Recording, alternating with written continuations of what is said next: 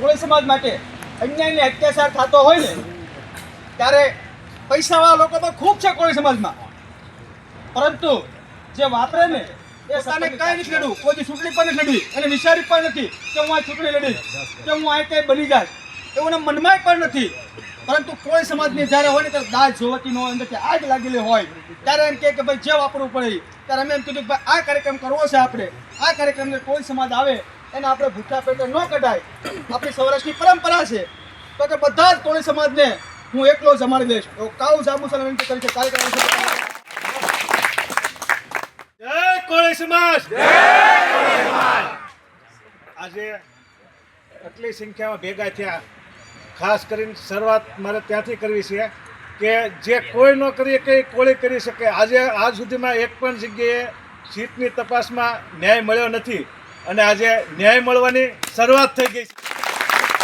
આમાં જે કોઈ આરોપી હોય, રીમાબા ઝાલા હોય, ડાંગર સાહેબ હોય કે પછી પટેલ સાહેબ, કોઈને છોડવામાં નહીં. રીતે જે થતું છે એ લોકોને આરોપી બનાવે એવી મારી કાયમ માટે માંગ રહેશે. આજે પોલીસ જો પબ્લિક ઉપર આવો વ્યવહાર કરશે, એક એવો દાખલો બેઠો છે કે આજે કોઈ પણ પોલીસ પબ્લિક ઉપર આવો અન્યાય કરી જ ન એકવી જોવે.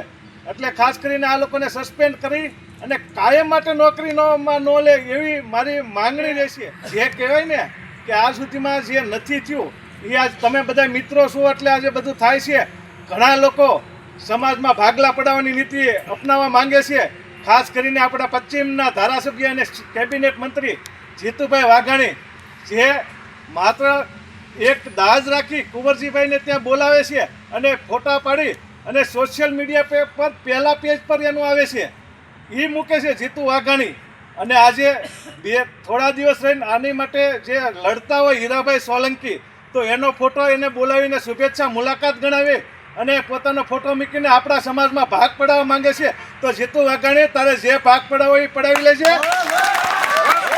આજે કોળી સમાજ તારી પાછળ છે અને આજે એક કાળું જાંબુચા છે એવા 500 કાળું જાંબુચા ગુજરાતમાં પેદા કરવાની તાકાત. એટલે વધુ નહીં કહેતા, સમાજની એકતા આમ નામ જાળવી રાખજો. કોઈ પણ આવી બહારનો વ્યક્તિ ભાગલા ન પડે જાય. Thank you.